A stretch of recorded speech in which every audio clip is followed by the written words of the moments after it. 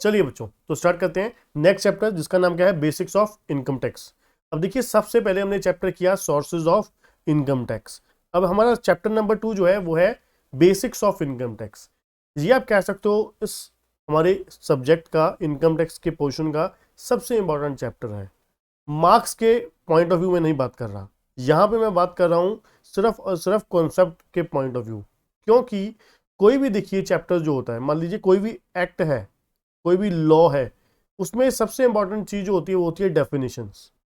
जब तक आप उसकी डेफिनेशंस, अब मान लीजिए अकाउंट्स आपने पढ़ा, अकाउंट्स में टर्मिनोलॉजीज होती थी, टर्म्स होती थी, जब तक आपको बेसिक टर्म्स के बारे में नहीं पता, उनकी कॉन्सेप्ट क्लैरिटी नहीं है वो एक्चुअल में होता क्या है, आपको यही नहीं पता फिक्स एसेट्स क्या होती हैं, करंट एसेट्स क्या होती हैं, ठीक है ना, कैपिटल किसको बोलते हैं, ड्राइंग किसको बोलते हैं, तब तक आप अकाउंट्स का आगे किस तरीके से कर लोगे। रट जरूर लोगे, अकाउंट्स के जो चैप्टर्स हैं रट जरूर लोगे, बट कॉन्सेप्चुअल क्लैरिटी आपकी नहीं होगी। कारण कारण बड़ा सिंपल सा है, आपका बेस ही जब पुअर है, जब आपका बेसिक कॉन्सेप्चुअल क्लैरिटी ही नहीं है, तो आप किस तरीके से चैप्टर को अंडरस्टैंडिंग अच्छे से कर लोगे। इसीलिए ये हमारा जो chapter basics of income tax है, ये बहुत ही इंपॉर्टेंट बन जाता है हमारे पूरे के पूरे इनकम टैक्स सब्जेक्ट के लिए। ठीक है, तो सबसे पहले बच्चों हम पढ़ेंगे पर्सन की डेफिनेशन। सबसे पहले हम पढ़ेंगे पर्सन। पर्सन में कौन कौन होता है, पर्सन अंडर सेक्शन 2 सबसेक्शन 31। अब देखिए, पर्सन का मतलब तो आप लोग सिंपल समझते हो कि पर्सन कौन है जी, कोई भी इंसान नहीं। यहाँ पर पर्सन की डेफिनेशन थोड़ी सी स्पेसिफिक करके आपको बताई गई है क्लियरली। अब पर्सन में as per the income tax act 1961 क्या कौन कौन इंक्लूड है। नंबर 1 इंडिविजुअल इंक्लूड है, नंबर 2 एचयूएफ, नंबर 3 फर्म है, फर्म में including LLP limited liability partnership firm, number 4 company है, नंबर 5 एओपी आ जाएगा आपका, एसोसिएशन ऑफ पर्सन, और बीओआई बॉडी ऑफ इंडिविजुअल। ठीक है जी, चाहे वो इनकॉर्पोरेटेड है या नहीं है, एओपी या बीओआई इनकॉर्पोरेटेड है चाहे नहीं है, वो हमारे पर्सन की डेफिनेशन में आएगी। उसके बाद आ जाती है हमारी लोकल अथॉरिटी आ जाती है, और एवरी आर्टिफिशियल जुडिशियल पर्सन। ठीक है जी, local authority like municipal corporation. ठीक है, तो ये हमारा क्या है, पर्सन की डेफिनेशन में कवर होगा। कोई भी इसके अलावा आर्टिफिशियल जुडिशियल पर्सन है, आपको याद होगा आर्टिफिशियल पर्सन किसको बोलते हैं। जैसे आपको अकाउंट्स में याद होगा, अकाउंट्स में हम लोग आर्टिफिशियल जो पर्सनल अकाउंट की डेफिनेशन होती थी, personal account, nature of account में पर्सनल अकाउंट में 3 होते थे, नेचुरल, आर्टिफिशियल और रिप्रेजेंटेटिव। आर्टिफिशियल कौन से होते थे, जो एक्चुअल में पर्सन की डेफिनेशन में कवर नहीं होते, बट उनको एक सेपरेट एग्जिस्टेंस दी जाती है। जैसे कि आईसीआई इंस्टीट्यूट है, आईसीएसआई इंस्टीट्यूट है, ठीक है, आईसीएमआई इंस्टीट्यूट है, ये एक सेपरेट बॉडीज हैं। ठीक है जी, ये आर्टिफिशियल पर्सन है। तो पर्सन की डेफिनेशन में हमारे कौन कौन आ गए जी, इंडिविजुअल आ गया, एचयूएफ आ गया, फर्म आ गई इंक्लूडिंग एलएलपी, कंपनी आ गई, आर्टिफिशियल जुडिशियल पर्सन आ गया, ठीक है, और लोकल हमारी कोई कोई भी लोकल अथॉरिटीज आ जाएगी। ठीक है, ये सब किसकी डेफिनेशन में है, पर्सन की डेफिनेशन में इंक्लूड होते हैं। ठीक है जी, चलिए उसके बाद बात करते हैं पर्सन के बाद असेसी। सबसे इंपॉर्टेंट आप कह सकते हो, मोस्ट इंपॉर्टेंट डेफिनेशन जो है हमारे पूरे के पूरे एक्ट की। ये वर्ड आपको हर चैप्टर में हर जगह पर बार बार बार बार आपको सुनाई देगा, इसलिए असेसी की डेफिनेशन बहुत अच्छे से समझिएगा, बहुत ध्यान से समझिएगा। असेसी कहते ए पर्सन। अब पर्सन कौन होता है वो हम ऑलरेडी पढ़ लिए। अब देखिए, अगर हम पहले एसएससी की डेफिनेशन पढ़ लेते फिर पर्सन की पढ़ते, तो आपको सबसे पहले ए पर्सन, जब पर्सन ही नहीं पता तो आपको एसएससी कैसे पता होगा।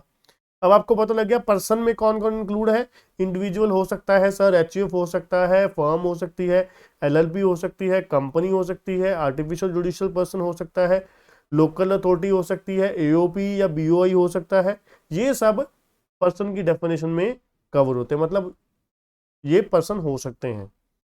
अब बात करते हैं असेसी की। कहते हैं असेसी कौन है, a person by whom any tax or any other sum of money that is interest or penalty is payable under the income tax act 1961।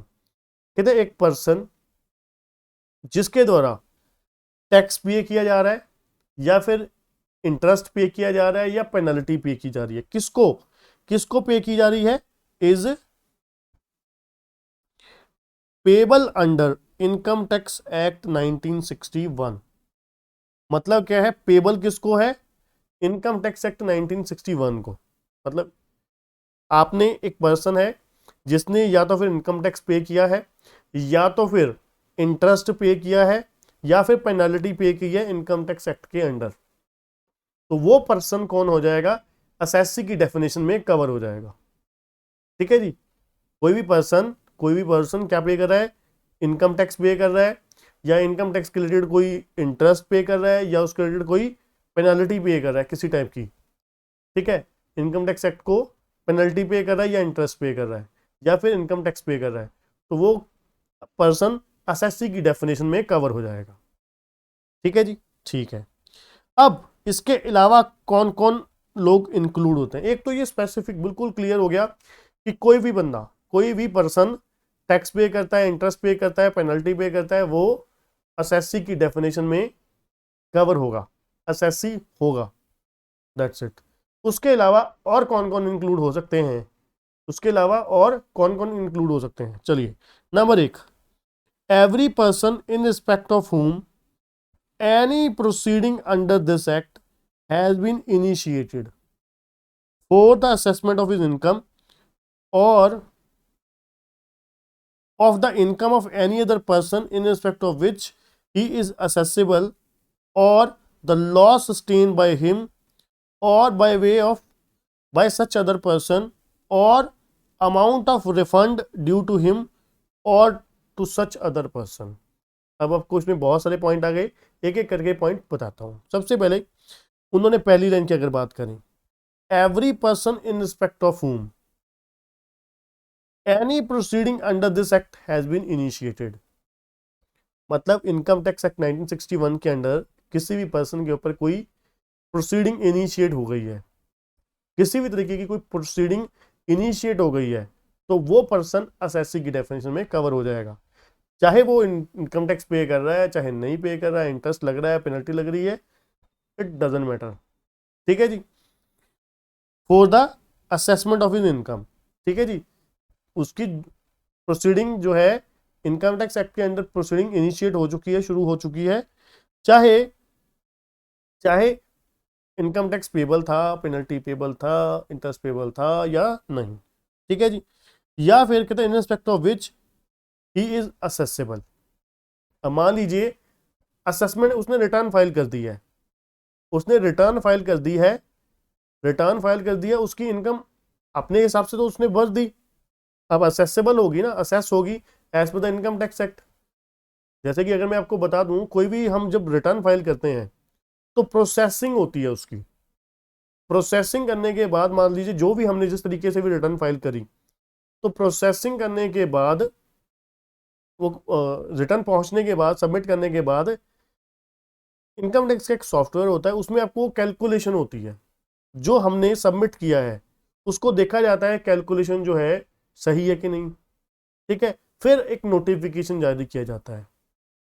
ठीक है, 8 पेजेस का नोटिस होता है, नोटिस में और कुछ नहीं होता, सिर्फ इतना ही होता है कि आपने जो कैलकुलेशन है, आपकी जो रिटर्न सबमिट करी है आपने, वो सही है या गलत है, उसमें आपको रिफंड निकल रहा है कि नहीं निकल रहा, आपके हिसाब से, हमारे हिसाब से नहीं। ठीक है ना, जो मतलब असेसी ने, पर्सन ने रिटर्न फाइल करी है, उसके हिसाब से ही जो भी बनता है वो बताया जाता है। ठीक है ना, मतलब क्या है, प्रोसीडिंग इनिशिएट हो गई तो आप कौन बन गए, असेसी बन गए। ठीक है जी, आप असेसी बन गए। अब चाहे वहां पर इनकम था, लॉस है, ठीक है ना, इनकम है, लॉस है, इनकम टैक्स पेबल बनता है, रिफंड लेना बनता है, सभी केसेस में आप क्या बन जाओगे, असेसी बन जाओगे। ठीक है ना, every person in respect of whom any proceeding under this act has been initiated, कोई भी प्रोसीडिंग इनिशिएट हो गई है किस लिए, for the assessment of his income, income assessment के लिए, नंबर 1, या फिर number 2, in of the income of any other person in respect of which he is assessable. अब ये क्या है, कहते of the income of any other person in respect of which he is assessable. अब मान लीजिए मैं अपनी डॉटर के बिहाफ पे रिटर्न फाइल करता हूँ, ठीक है, मेरी 2 साल की डॉटर है, तो मान लीजिए उसको किसी भी तरीके से उसकी कोई एफडी है मान लीजिए, ठीक है, किसी तरीके की और उसको कोई इनकम है, तो इसके एफडी के अलावा तो कोई इनकम हो नहीं सकती ना उसकी, तो 2 साल की इतनी छोटी क्या कमाएगी, तो उसको इनकम जो भी हुई, ठीक है, तो असेसेबल तो मेरे हैंड में होगी ना, क्योंकि आपको आगे जाके पता लग जाएगा कि पेरेंट्स के हैंड में होती है, ठीक है, तो मेरे हैंड्स में असेसेबल है, तो मैं कौन हो गया, असेसी हो गया, ठीक है ना। Income of the any other person, any other person कौन, मेरी डॉटर लव्या अरोड़ा, ठीक है, और ही इज असेसेबल, मैं असेसेबल हो रहा हूं इसके लिए, अपनी डॉटर के लिए, क्लियर है जी।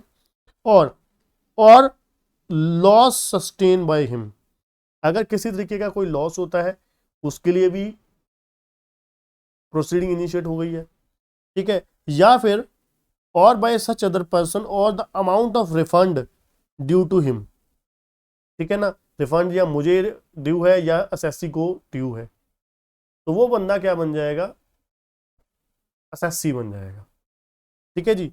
तो असेसी कौन कौन सा हो गया, पहले हमने सिंपल पढ़ा, कोई भी बंदा इनकम टैक्स, इंटरेस्ट या पेनल्टी पे करता है under the income tax act, तो वो कौन बन जाता है, वो असेसी बन जाता है। नंबर 2, उसके अलावा हमने क्या पढ़ा, कोई भी पर्सन जिसके अगेंस्ट प्रोसीडिंग इनिशिएट हो चुकी है, कोई भी प्रोसीडिंग इनिशिएट हो गई है इन respect of the income, loss sustain by him, या फिर इनकम ऑफ अदर पर्सन, ठीक है, और लॉस हुआ है, रिफंड के लिए आपने अप्लाई करना है, तो ये सब प्रोसीडिंग इनिशिएट हो चुके, तो आप कौन बन गए, आप असेसी हो गए, ठीक है जी। चलिए जी, number 3, every person who is deemed to be assessee, मतलब डीम्ड असेसी। अब डीम्ड असेसी क्या होता है, आगे पढ़ते हैं।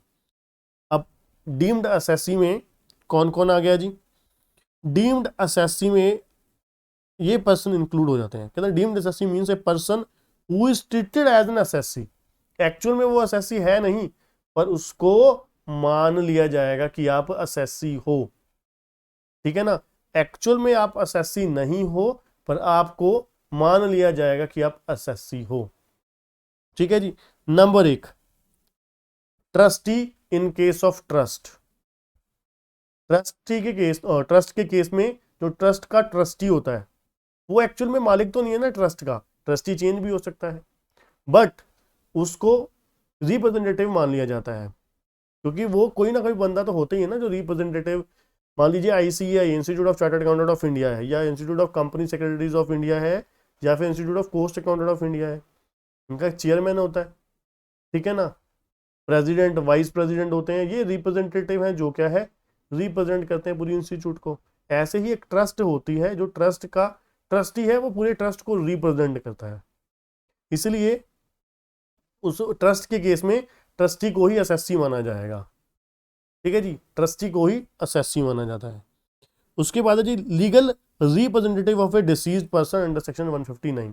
मान लीजिए साल के दौरान हमारा प्रीवियस ईयर 2020-21 है, प्रीवियस ईयर 2020-21 है, अब प्रीवियस ईयर 2020-21 में मान लीजिए किसी बंदे की डेथ हो जाती है 15 दिसंबर 2020 को,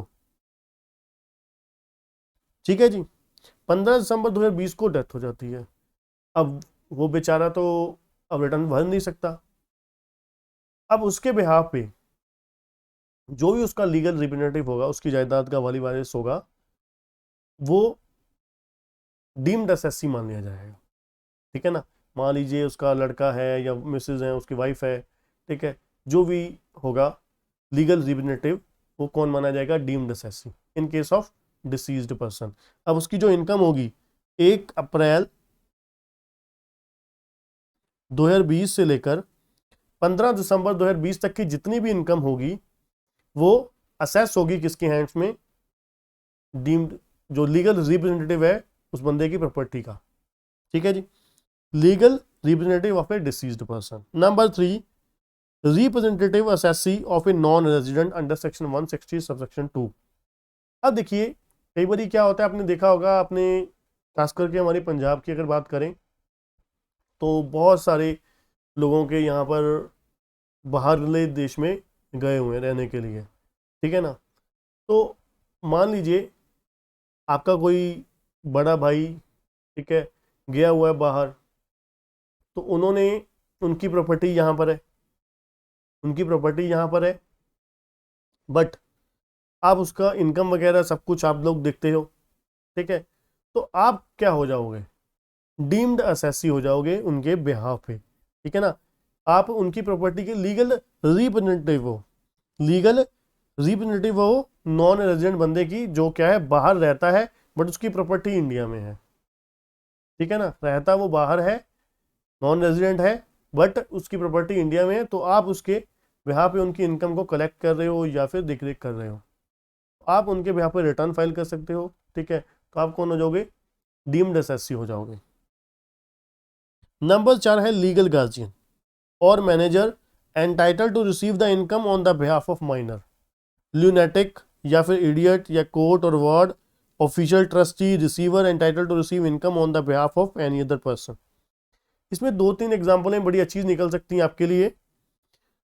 जैसे पेरेंट्स की, मैं आपको अपनी एग्जांपल जब दे रहा था कि मान लीजिए मेरी डॉटर की इनकम को राइज होती है, अब मैं उनके बिहाफ पे रिटर्न फाइल कर रहा हूँ, तो मैं कौन हो गया, डीम्ड एसएससी हो गया, ठीक है। या फिर कोई मैनेजर है, मान लीजिए जैसे अब बहुत सारे अपना ये कोविड-19 की वजह से वो इंडिया में बहुत सारे अपना बच्चों के पेरेंट्स जो हैं गुजर गए, एक्सपायर हो गए। अब मान लीजिए दोनों, उनके मदर और फादर दोनों गुजर गए बच्चे के, तो उस केस में जो भी उनको मैनेजर उनको संभालेगा, बच्चे की देख रेख करेगा, गार्जियन होगा या मैनेजर होगा, वो क्या बन जाएगा, उस बच्चे का, बच्चे के नाम पे वो जो भी इनकम होएगी, मान लीजिए पेरेंट्स की प्रॉपर्टी थी वो बच्चे के नाम पे ट्रांसफ़र हो गई, क्योंकि नॉमिनी तो बच्चे ही थे, ठीक है। अब उस इनकम से, और बच्चे कौन है, माइनर है, बच्चे कौन है, माइनर है, अभी वो समझ नहीं सकते, संभाल नहीं सकते। तो इसका मतलब क्या है, जो भी इनकम होगी, जो भी इनकम होगी एक्चुअल में वो माइनर बच्चों की है, क्योंकि प्रॉपर्टी किसकी थी, पेरेंट्स की, पेरेंट्स तो चले गए, ठीक है, और बच्चे के नाम पे प्रॉपर्टी ट्रांसफर हो गई। अब जो भी इनकम होगी वो क्या है, जो भी मैनेजर होगा या लीगल गार्जियन होगा, तो वो डीम्ड एसएससी मान लिया जाएगा उस केस में, ठीक है जी। और वार्ड या ऑफिशियल ट्रस्टी या रिसीवर, जैसे कंपनी लिक्विडेट होती है, कंपनी जब लिक्विडेट होती है तो कोर्ट द्वारा एक ऑफिशियल रिसीवर, लिक्विडेटर अपॉइंट कर दिया जाता है, कोर्ट द्वारा एक लिक्विडेटर अपॉइंट कर दिया जाता है। अब उस लिक्विडेटर को क्या मान लिया जाता है, उस कंपनी का ऑनर मान लिया जाता है, मतलब डीम्ड असेसी बन जाता है, वो असेसी बन जाता है जब तक वो कंपनी वाइंड अप कंप्लीटली नहीं होती, लिक्विडेट नहीं हो जाती, कंप्लीटली डिसॉल्व नहीं हो जाती, ठीक है ना। जब तक कंपनी की सभी एसेट्स और लायबिलिटी रियलाइज नहीं हो जाती, लायबिलिटी पे ऑफ नहीं हो जाती, तब तक वो ऑनर माना जाता है, मतलब असेसी माना जाता है। कौन, लिक्विडेटर, ऑफिशियल लिक्विडेटर या रिसीवर, वो बंदा क्या माना जाता है, डीम्ड असेसी माना जाता है कंपनी का, ठीक है जी, कंपनी का डीम्ड असेसी माना जाता है। तो लीजिए, डीम्ड असेसी भी हमारा हो गया। डीम्ड असेसी में कौन हो गया, trust, in case of a trust, legal guardian, या अपना लीगल गार्जियन हो गए डिसीज पर्सन का, या फिर अपना नॉन रेजिडेंट का हो गया लीगल रिप्रेजेंटेटिव, ठीक है। और चौथे नंबर पे माइनर के केस में या अपना लीगल गार्जियन के केस में मैनेजर, बच्चे, आप माइनर बच्चे के केस में कह सकते हो, माइनर कोई बच्चा है या लुनेटिक पर्सन है या इडियट है, या फिर कोर्ट या वार्ड ऑफिशियल या ऑफिशियल लिक्विडेटर के केस में, ठीक है। ये सब लोग क्या है, ये सब लोग क्या है, ये डीम्ड असेसी की डेफिनेशन में कवर हो जाते हैं, ठीक है जी। चलिए अब आते हैं वापस असेसी के ऊपर। असेसी में सबसे पहले नंबर पे हमने क्या पढ़ा था, कोई भी पर्सन इनकम टैक्स पे कर रहा है, इंटरेस्ट पे कर रहा है, पेनल्टी पे कर रहा है, वो असेसी है। उसके अलावा हमने क्या पढ़ा, कोई भी पर्सन जिसके अगेंस्ट प्रोसीडिंग इनिशिएट हो चुकी है इनकम असेसमेंट के लिए, लॉस के लिए, रिफंड के लिए, ठीक है, या फिर उस बंदे के अंडर किसी और की इनकम असेसेबल हो रही थी, ठीक है ना, तो वो भी मान लिया जाएगा असेसी। ठीक है जी। नंबर 2 डीम्ड असेसी पढ़ा हमने। Number 3 every person who is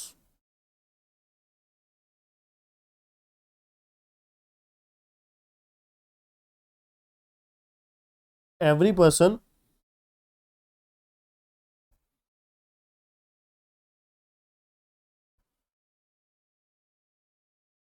who is deemed to be assassin default, who deemed to be assassin default, assassin in default है। ये आगे जाके आपको पता लगेगा कि कौन से में assassin default होता है। ठीक है जी। तो ये हमारे assassin की डेफिनेशन थी। तो सबसे इंपॉर्टेंट डेफिनेशन एक पर्सन की, एक पर्सन की, पर्सन में इंक्लूड कौन कौन हो गया, पर्सन में इंक्लूड कौन कौन हो गया, individual, HUF, firm, include LLP, AOP, BOI, artificial judicial person, ठीक है ना, लोकल अथॉरिटी, ये सब पर्सन की डेफिनेशन में आते हैं। उसके बाद हमने पढ़ा असेसी। असेसी में कौन कौन आ गया, असेसी में आपका नंबर 1 आ गया, कोई भी पर्सन इनकम टैक्स पे कर रहा है, इंटरेस्ट पे कर रहा है या पेनल्टी पे कर रहा है इनकम टैक्स एक्ट 1961 के अंडर, तो वो कौन है, असेसी है। नंबर 2 इसमें इंक्लूड्स क्या क्या है, इसमें इंक्लूड्स क्या क्या है, कोई भी पर्सन जिसके अगेंस्ट प्रोसीडिंग इनिशिएट हो चुकी है under the income tax act, ठीक है, किसके लिए, इनकम असेसमेंट के लिए, लॉस असेसमेंट के लिए, ठीक है, या फिर किसी और असेसी की आपको इनकम आपके अंडर असेस हो रही है उसके लिए, ठीक है, तो आप कौन बन जाओगे, असेसी बन जाओगे। इसके अलावा डीम्ड असेसी आ जाता है और assessee in default. Deemed assessee में कौन कौन आ जाएगा, डीम्ड असेसी में 4 लोग आ जाएंगे। पहला ट्रस्ट के केस में ट्रस्टी, दूसरा legal representative of deceased person, तीसरा लीगल रिप्रेजेंटेटिव या representative of non resident person, number 4 minor के केस में, माइनर के केस में या लुनेटिक या इडियट के केस में पेरेंट्स आ जाएंगे या गार्जियन आ जाएंगे या मैनेजर आ जाएगा, ठीक है, जो भी उनको टेक केयर कर रहा है, उनकी सब देख रेख कर रहा है। ठीक है जी, ये हो गया हमारा पर्सन, असेसी, डीम्ड असेसी। चलिए, उम्मीद करता हूँ ये अच्छे से आपको समझ लग गई होगी। अब असेसी वर्सेस पर्सन, ये बहुत सिंपल है, असेसी वर्सेस पर्सन। अब देखिए, अब आपने पढ़ा कि भाई पहले पर्सन होता है फिर असेसी होता है, पहले पर्सन होता है फिर असेसी होता है। इसका मतलब है जरूरी नहीं है हर पर्सन असेसी हो, ठीक है ना, हर पर्सन असेसी हो।